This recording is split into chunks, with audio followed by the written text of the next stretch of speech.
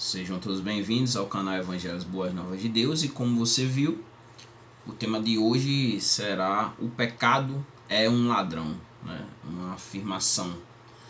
E o porquê que ele é um ladrão e o que ele roubou e rouba, e qual é a intenção maior, o maior roubo que ele pode fazer na vida do ser humano e da humanidade. Eu quero aqui... O pecado é uma das doutrinas que compõem as 10 principais, poderíamos dizer assim, que aí são fragmentadas, doutrinas do cristianismo, dentro do campo da teologia sistemática, que o pecado está dentro dessa doutrina, é a doutrina em si, a amatologia, a doutrina do pecado. E eu quero apresentar uma obra que eu vou abordar aqui só um pouquinho do esboço, a síntese da temática, mas teologia sistemática do Luiz Berkoff, é razoável assim, baratinho, eu acho que não chega a custar nem R$80, da Cultura Cristã, uma teologia sistemática reformada, né?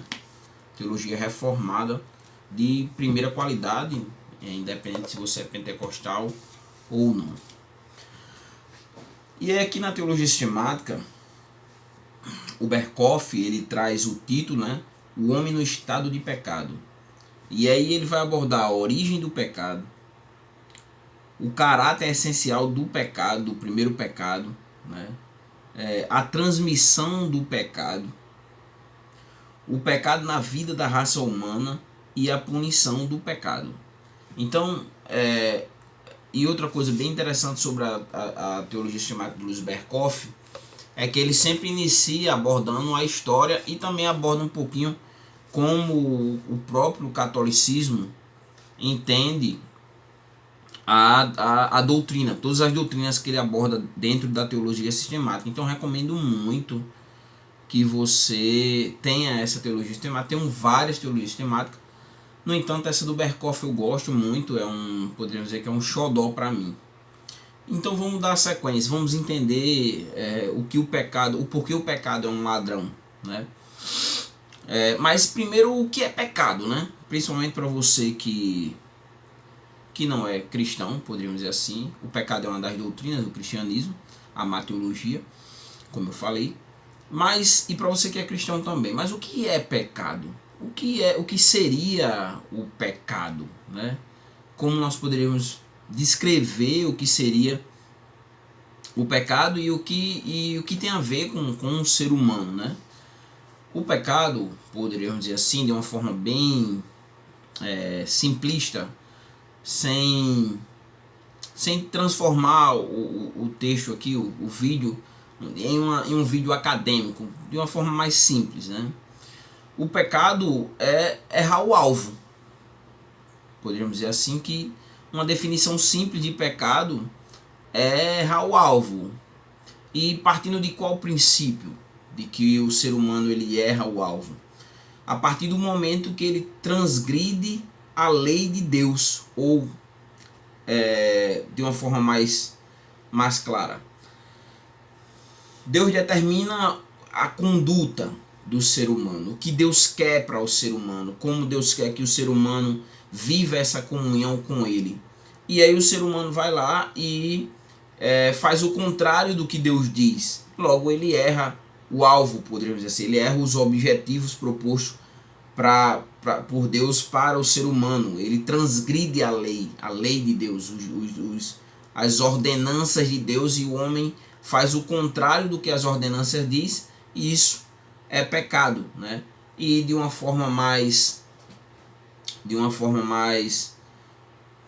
outra maneira, poderíamos dizer que o pecado é desobedecer a Deus. Desobedecer a Deus se torna pecado. É pecado a desobediência ao Senhor. E aí vem aqui a outra pergunta que é interessante fazer quando nós falamos do pecado. Certo, mas quando que aconteceu o primeiro pecado, né? Quando se deu o primeiro pecado? A Bíblia descreve, né, humano, primeiro pecado humano, né? Cometido pelo ser humano. Eu não vou abordar os seres celestiais, mas somente aqui é interessante abordar o sentido humano, né? O primeiro pecado cometido pelos seres humanos.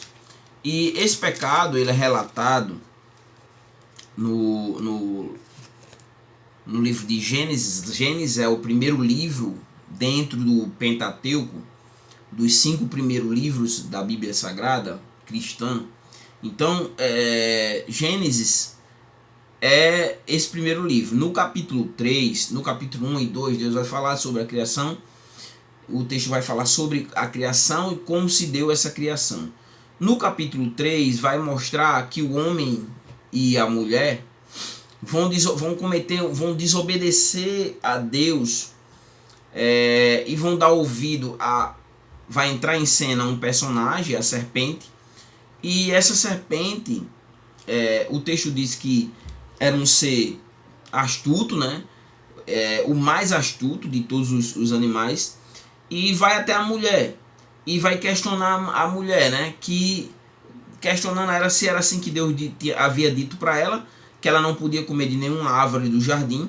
Então, nesse diálogo ali oral entre a serpente e a mulher e Eva, né?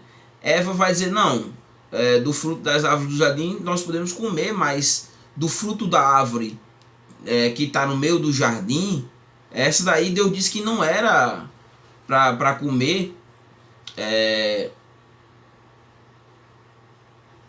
Disse Deus: não comereis dele, nem nele tocareis, se fizeres morrereis.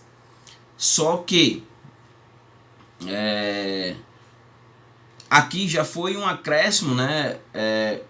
Um acréscimo da mulher, né? Essa parte quando ela diz do fruto que está no meio do jardim, disse Deus: não comereis.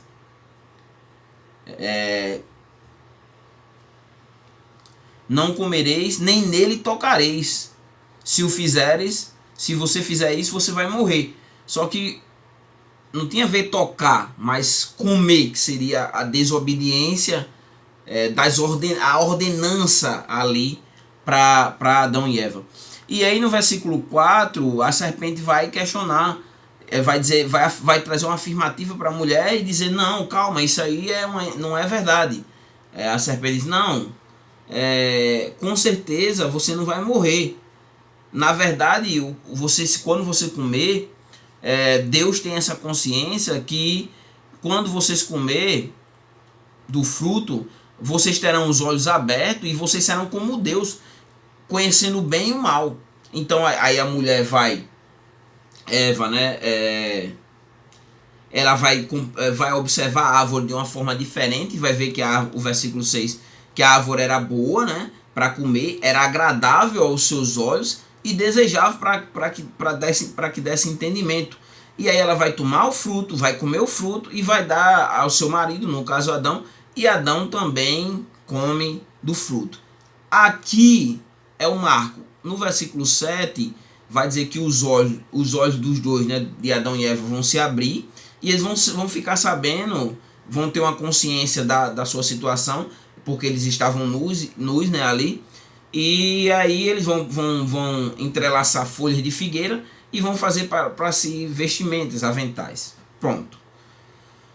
Então aqui acontece o primeiro pecado da humanidade, essa desobediência, né? E essa desobediência vai produzir para toda a humanidade, inclusive para a natureza e para a vida do ser humano em si, vai trazer algumas consequências, né? A primeira delas vai ser a morte física, porque eles não vão ter mais acesso à árvore da vida, né? Existia também a árvore da vida, eles iam lá e eles comeriam da árvore da vida, e comendo da árvore da vida, eles não morreriam.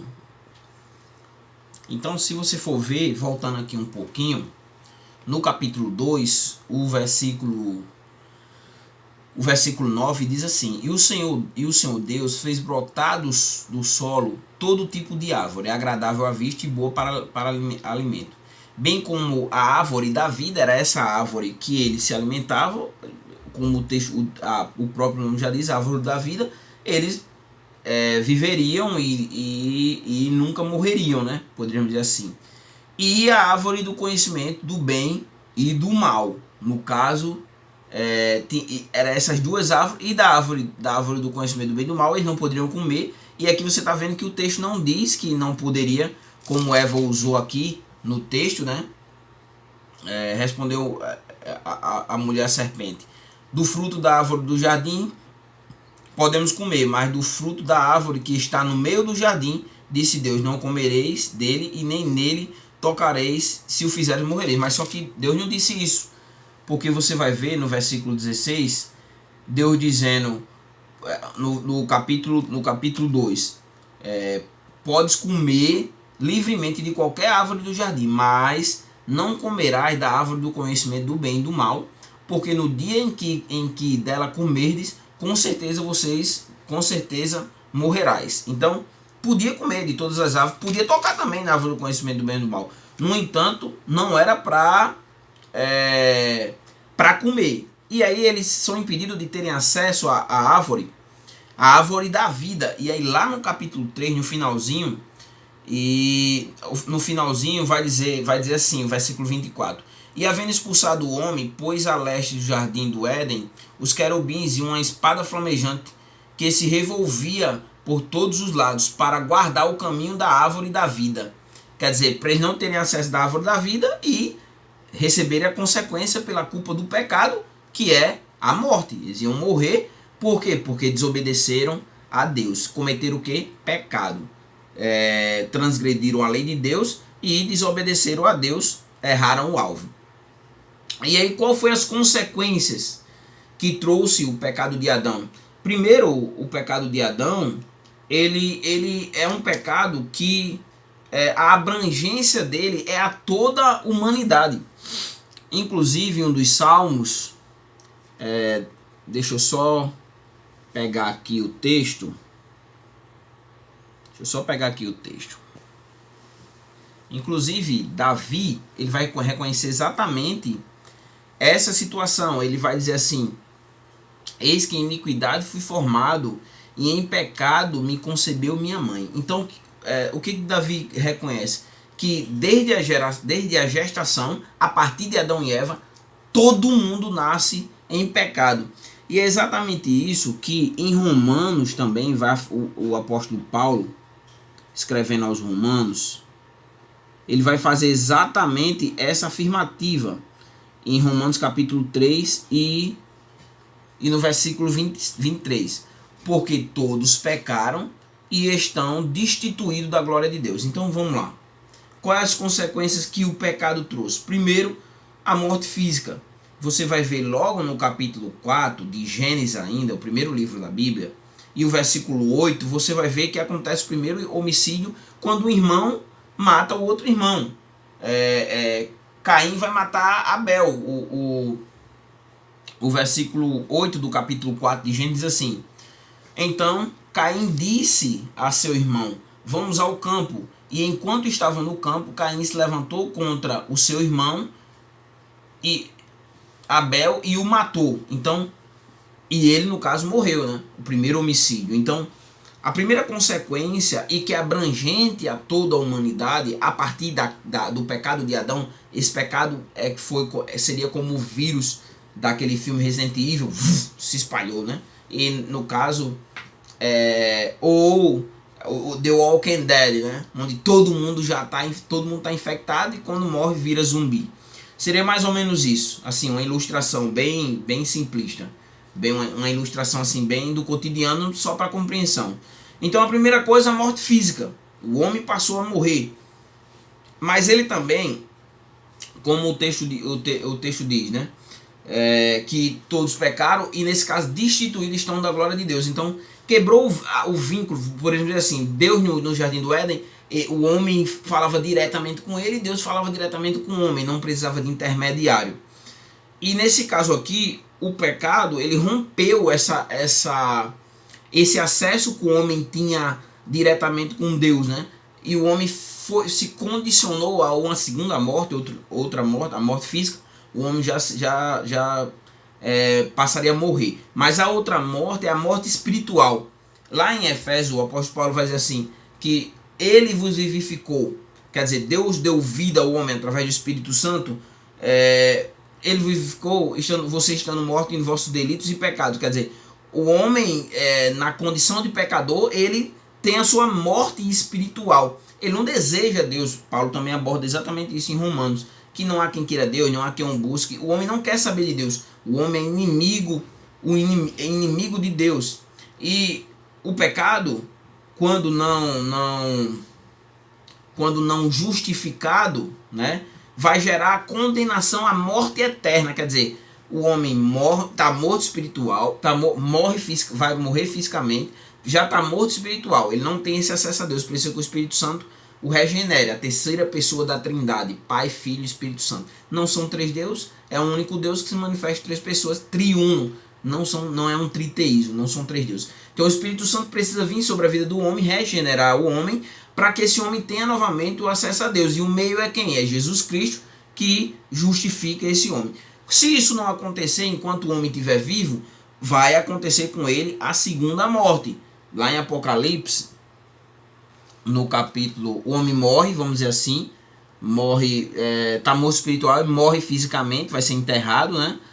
E quando ele morre, vai haver um dia que vai ser julgado. Todos que morreram vão ser julgados. No caso, aqueles que vão ser condenados. Estou falando porque a escatologia é bem abrangente, mas vamos para cá. O texto de Apocalipse diz que vai se reunir todo mundo dentro de um trono branco.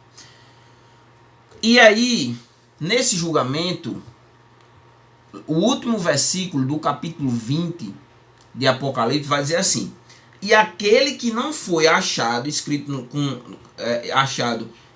no livro da vida foi lançado no lago de fogo. Essa, no caso, vai ser a segunda morte. Quer dizer, o homem morreu, vai passar por um julgamento, e aí ele não tendo o nome escrito no livro da vida, ele vai ser jogado no lago de fogo, a segunda morte, e aí vai passar toda uma eternidade sem Deus. Partindo disso aí, compreendendo um pouco o que é o pecado e as consequências do pecado, vamos entender para o crente e para aquele que já é crente, né? Como também aquele que não é crente, o que o pecado faz na vida do homem. Vamos abordar agora um pouquinho com base na própria temática, partindo do princípio que o pecado é um ladrão, e como nós vimos, de início ele já roubou a vida espiritual do ser humano, o seu relacionamento com Deus. A morte física, nós morremos por causa do pecado de Adão. A morte eterna, aqueles que morrerem sem confessar Jesus como seu Salvador, vão passar uma eternidade sem Deus, a segunda morte. E o pecado foi transmitido para todas as outras pessoas. Daí a realidade, a maldade que nós vemos, que nós contemplamos na humanidade. Mas o pecado, ele faz uma coisa com o ser humano. Ele rouba a alegria. E é exatamente isso que Davi, no seu salmo clássico, o Salmo 51, ele vai dizer exatamente isso. Nessa condição, numa situação de pecado, o pecado tira essa alegria. E Davi, ele almeja que essa alegria seja restituída, né? Perdida em decorrência do pecado. Ele vai dizer assim: restitui-me a alegria da tua salvação e sustenta-me com o espírito voluntário. Então, a primeira coisa que o ser humano ele perde é essa alegria. É uma explicação também para a busca desenfreada por prazer. Hoje eu me deparei com um jovem lá na academia onde eu treino, e ele tinha dito que tinha passado alguns dias vivendo numa festa ininterruptas, né, pra gente que tem dinheiro, rico. E depois que ele voltou, ele disse que foi tudo, era droga, era tudo que podia imaginar. Ele disse lá, viveu, bebeu, fez tudo que você possa imaginar, né? Usufruiu dos prazeres, né? poderíamos dizer assim, né? E aí o que acontece? Ele disse para mim, depois quando voltei para casa, passei 2 dias depressivo, triste, quer dizer, por quê? Porque o pecado, ele é bom, aspa, né? Poderíamos dizer assim, né? Buscar a satisfação dos prazeres pecaminosos, a princípio, com um olhar simplista, é bom, maravilhoso. No entanto, o que acontece? O pecado, ele tira a alegria, a comunhão do homem, né? Tira a verdadeira felicidade. As pessoas muitas vezes olham para os cristãos e as pessoas dizem que os cristãos, eles não são felizes, eles não usufruem dos prazeres da vida. No entanto, o cristão, a felicidade dele não está em situações, né, ou na concepção prazerosa que a sociedade, de uma forma geral tem, mas a felicidade do cristão está em Deus. Deus é a razão da felicidade do homem, e isso independe de circunstância, estando ele triste ou não, passando por dificuldade ou não, ele vai estar sempre, essa alegria vai estar no coração dele, porque é uma alegria que provém do próprio Deus. E o pecado rouba isso do ser humano. O pecado também tira a paz do ser humano. A paz, né? As pessoas, elas nunca conseguem encontrar a tranquilidade existencial de descansar, de relaxar, não. Elas sempre sentem que não conseguem ter paz. No Salmo 32, versículo 3, diz assim: bem-aventurado, né? Mais que feliz é aquele a quem o Senhor não atribui iniquidade, né? Pecados, e cujo espírito não há engano, né? Quer dizer, não é enganado por causa de uma vida de iniquidade, né? E que produz essa falsa sensação que muitas pessoas têm, essa falsa sensação de que a paz é o seu dinheiro, que a paz é a sua empresa, tá bem, mas quando se deita no travesseiro ainda permanece ali uma angústia, não consegue muitas vezes as pessoas têm tudo, mas quando se deita no travesseiro, elas não conseguem descansar totalmente, estar em paz, porque o pecado faz isso.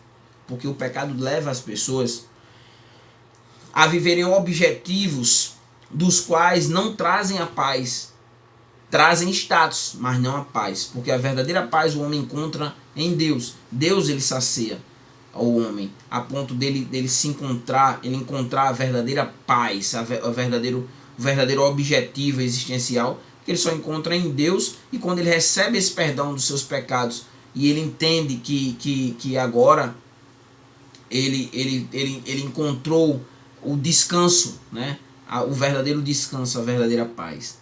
Mas o pecado também, ele rouba as bênçãos de Deus sobre a vida do cristão. A nação de Israel foi levada para o exílio, né, babilônico, porque pecaram contra Deus, transgrediram a lei de Deus, idolatraram deuses, poderíamos dizer assim, deuses falsos, né? Abandonaram, deixaram Deus de lado e seguiram os seus próprios caminhos, erraram o alvo. Jeremias, ele vai dizer exatamente, vai abordar mais ou menos essa ideia da perca, né? Da perca do que o homem perde quando ele se distancia de Deus. E ele vai dizer assim, Jeremias, no capítulo 5, versículo 25: as maldades que vocês fizeram, né, tudo que aquela nação praticou, desviaram essas coisas boas, né, e os seus pecados afastaram de vocês o bem. Então, uma vida no pecado, ela rouba aquilo que Deus tem para a sua vida, né? Ela rouba as bênçãos de Deus na vida do cristão. Ela vai entrando, o pecado vai entrando sorrateiramente. Logo, todas as bênçãos que o homem recebe, né, que não acrescentam dores, provém de Deus. Se ele corta esse vínculo com Deus, logo ele não recebe as bênçãos de Deus, né? E quem é que faz romper essas bênçãos provenientes de Deus? O pecado. Mas também o pecado, ele rouba a direção do homem, né? Quando o homem tem o seu mapa, poderíamos dizer assim, o seu GPS voltado para o caminho correto, né? Através das escrituras. Jesus, ele disse assim: eu sou o caminho, eu sou a verdade, eu sou a vida. Logo, quando o cristão ele vive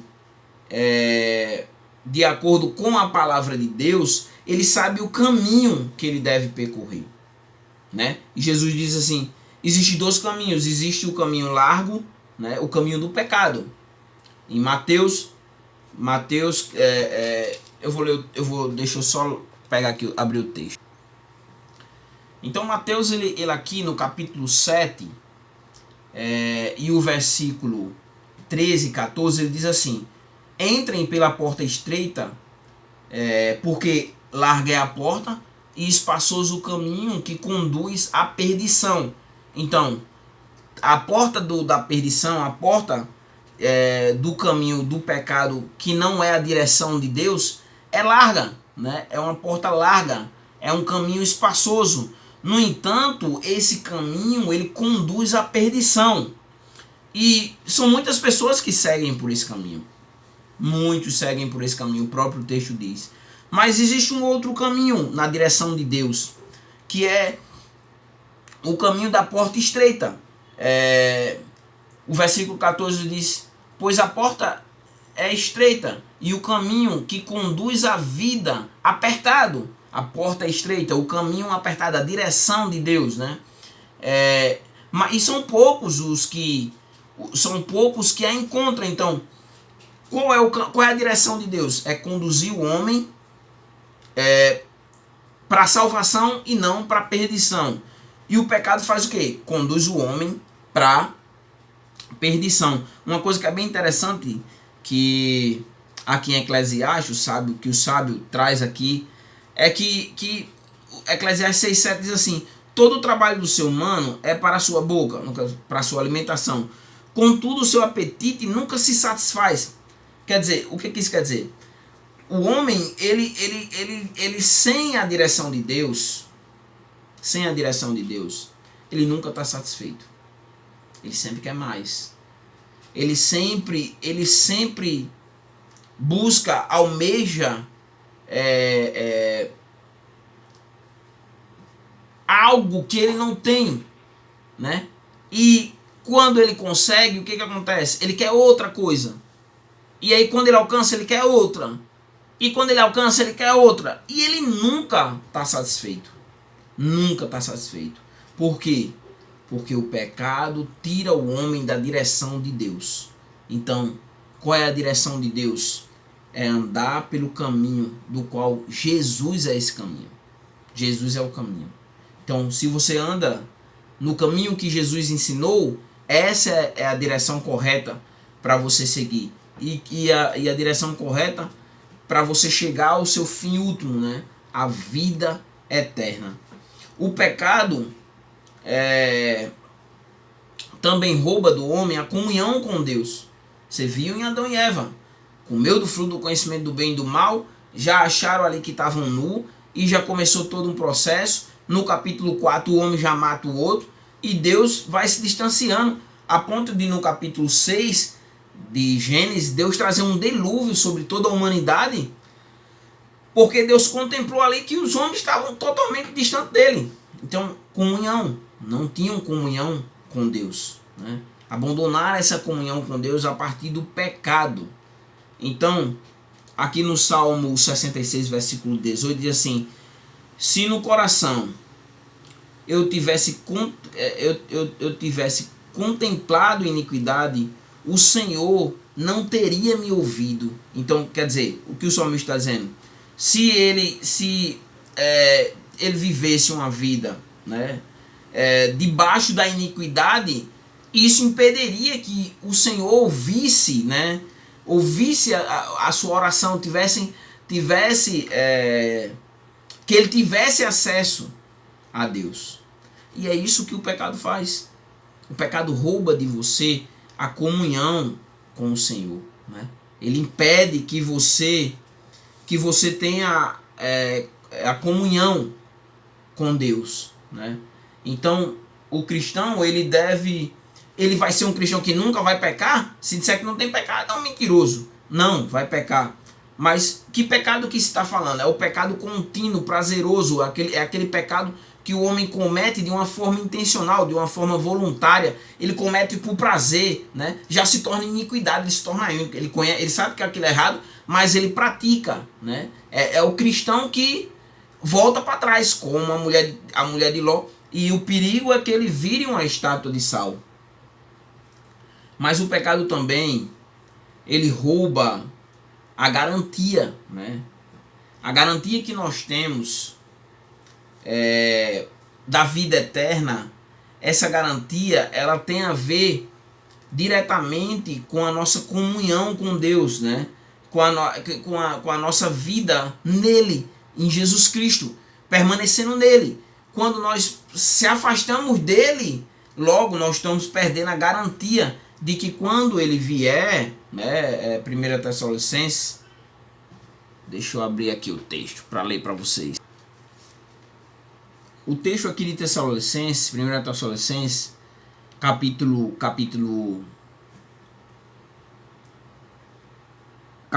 4, e o versículo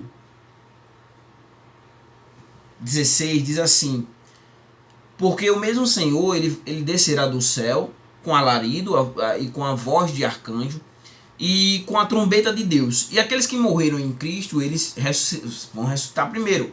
Então, qual é a garantia? A garantia é que nós permanecemos em Cristo. Quando ele voltar, logo, mesmo que tenhamos morrido e tivermos sido sepultados ou mesmo cremados, mas nós, aqueles que morreram, vão ressuscitar, né? Primeiramente vão ressuscitar, e depois aquelas pessoas que permanecem fiel a ele no caminho estreito, né? Essas pessoas vão ser arrebatadas a encontrar com ele nas nuvens, né? Nos ares, para estar para sempre com o Senhor. Qual é a garantia? Fugir do pecado. Pecando, eu perco essa garantia. Aqui em 1 João, no capítulo 2, versículo 28, diz assim: e agora, filhinhos, permaneçam nele, para que quando ele se manifestar, tenhamos confiança. Tenhamos o quê? A garantia.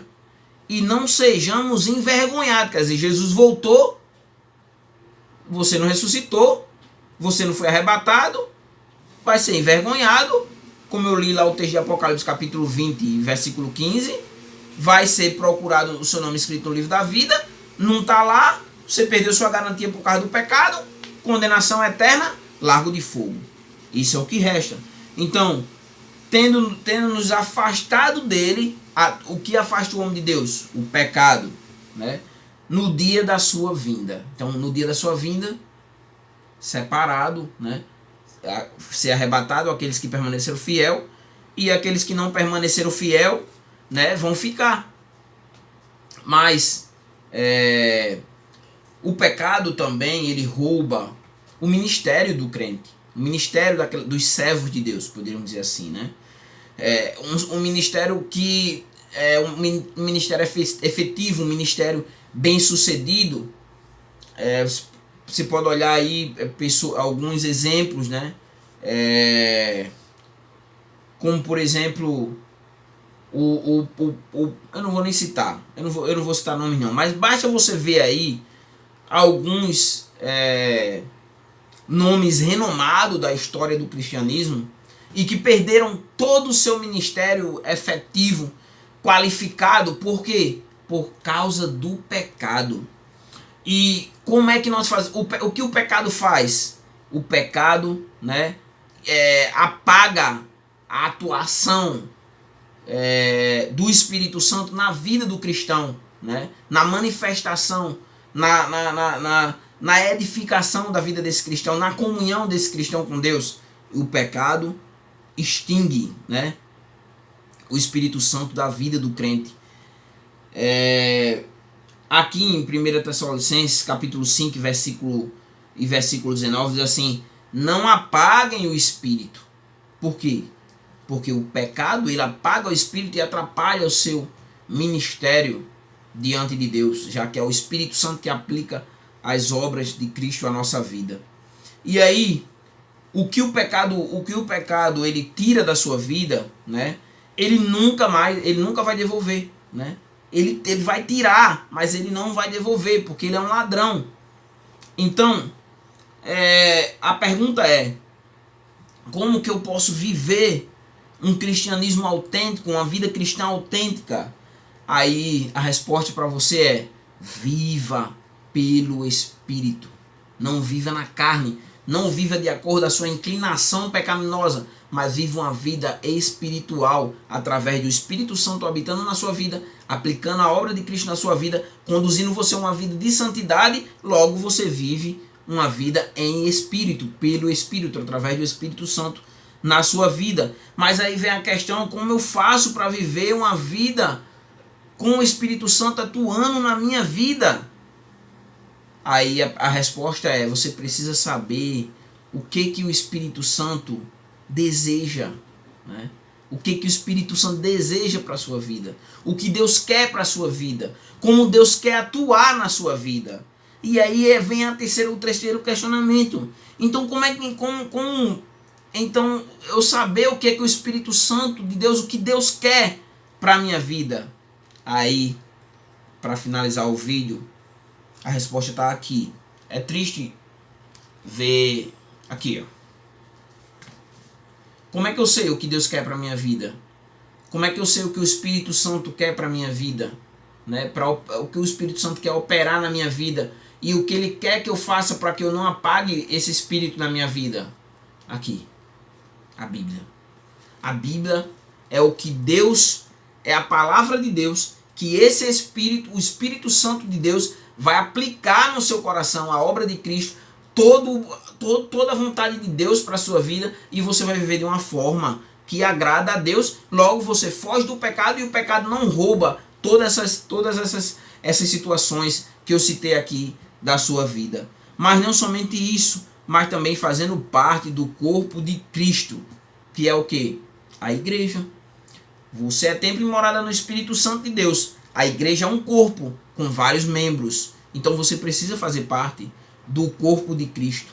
Como também, orando através da oração, você tem acesso diretamente a Deus, porque o pecado rompeu o acesso do homem a Deus, mas Cristo, quando ele morre pelos nossos pecados, ele paga a nossa dívida, ele faz isso aqui, ele nos conecta através da cruz, ele nos conecta com Deus.